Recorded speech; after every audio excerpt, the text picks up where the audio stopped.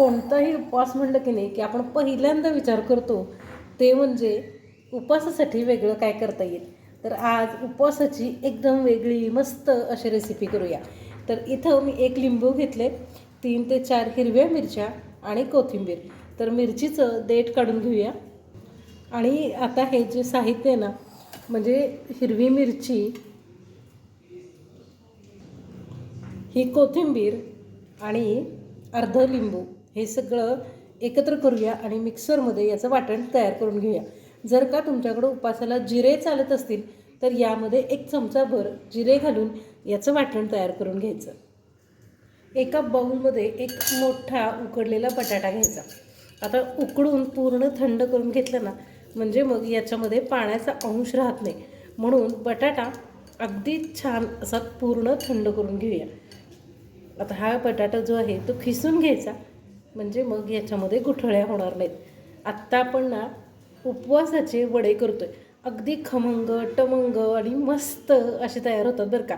आणि सगळ्यात महत्त्वाचं म्हणजे घरी उपलब्ध असलेल्या साहित्यामध्ये अगदी झटपट तयार होतात. तर आता बटाटा खिसून झाला, त्याच्यामध्ये हे जे आपण तयार करून घेतलेलं वाटण आहे ते घालून घेऊया.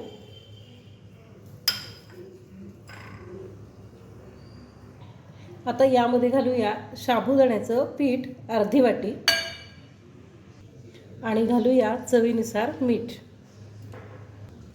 आणि आता या पिठामध्ये जेवढं मावेल ना, म्हणजे बटाट्यामध्ये जेवढं मावेल तेवढं हे राजगिऱ्याचं पीठ घालून घ्यायचं आणि हे सगळं मळून घ्यायचं. अजिबात पाणी घालायचं नाही. जेवढं मावेल, साधारण 1 वाटी हे राजगिऱ्याचं पीठ याच्यामध्ये मावतं.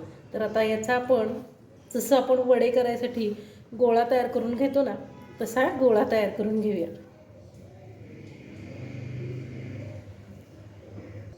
आता हा पिठाचा गोळा मळून तयार आहे. हा 5 मिनिटासाठी आपल्याला बाजूला ठेवून द्यायचा आहे. आता आपलं हे जे पीठ छान असं भिजलं ना, तर याचे अगदी छोटे छोटे गोळे तयार करून घेऊयात. अगदी मस्त छान मऊसूत असे ह्याचे गोळे तयार होतात आणि आपले वडे चवीला एकदम भारी होतात बरं का.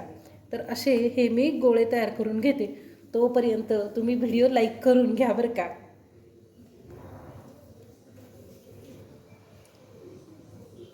आता इथं आपले गोळे छान असे तयार झालेत. मी काय केले तर 2 प्रकार तुम्हाला दाखवते. त्यापैकी पहिला प्रकार म्हणजे इथं एक प्लास्टिकची पिशवी छोटी मला हव्या त्या आकारामध्ये मी कापून घेतली. आता या पिशवीला सुरुवातीलाच अगदी थेंबभर तेल बोटावरती घ्यायचं, ते लावायचं, त्याच्यावरती गोळा ठेवायचा आणि नंतर आपण तो लाटून घेऊया. तर जसं आपण वडे करतो ना तसंच याला आपल्याला आकार द्यायचा आहे. म्हणून लाटत असताना थोडंसं जाडसर आणि काठापर्यंत लाटून घेऊया. तर बघा आपला वडा लाटून झाला आहे. हे बघा. आता लगेच दुसऱ्याच वड्याला तुम्हाला दुसरी ट्रिक सांगते काय.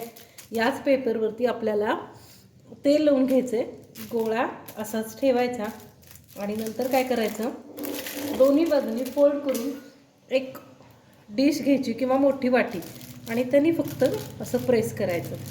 तरीसुद्धा आपल्याला लाटायची झंझट होत नाही आणि मस्त असा आपला वडा तयार होतो. हे बघा किती छान वडा तयार झाला आहे की नाही. तर असे सगळे वडे तयार करून घेऊया. आता कुठलाही वडा हा जो आहे ना, तो लाटण्यापेक्षा ही ट्रिक एकदम सोपी आहे. कितीही वडे अगदी झटपट होतात. फक्त गोळा ठेवायचा, डिश घ्यायची आणि प्रेस करायचं. मस्त असे भराभर भराभर तयार होतात. बघा 1 मिनिटात माझे सगळे वडे छान असे तयार करून झाले. चिकटण्याचा प्रश्न नाही, पोळपाट लाटणं खराब होत नाही आणि अगदी भरभर तयार होतात. उपवासाच्या दिवशी तुमच्याकडं कोणी जर फराळाला येणार असेल ना, तर या ट्रिकनी मस्त असे हे चविष्ट वडे नक्की करून बघा. आता तोपर्यंत एका बाजूला तेल तापत ठेवायला विसरू नका बरं का, म्हणजे आपला वेळ वाचतो हो म्हणून. तर हे बघा हे छान असे वडे तयार झालेत.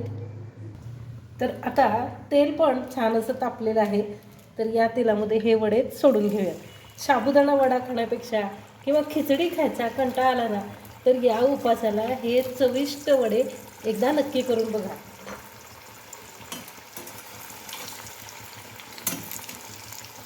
आता तेलामध्ये सोडताना सुद्धा ना एक एक करून व्यवस्थित तेलामध्ये सोडून घ्यायचं आणि तेल चांगलं तापतेतोपर्यंत मात्र आपल्याला थांबावं लागेल.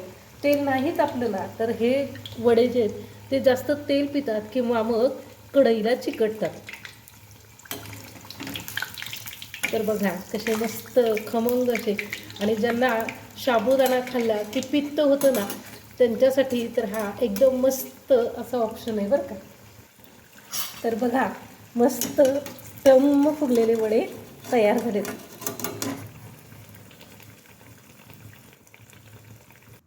तर मस्त असे गरमागरम हे आषाढी एकादशीसाठी किंवा उपवासासाठी वडे तयार आहेत. नक्की करून बघा. आता तुम्हाला दाखवते की हे वडे कसे खुसखुशीत झालेत आणि आतून एकदम सॉफ्ट आहेत बरं का. आणि वरून कुरकुरीत आहेत. आवडली ना? चला जाता जाता व्हिडिओ लाईक करून जावा.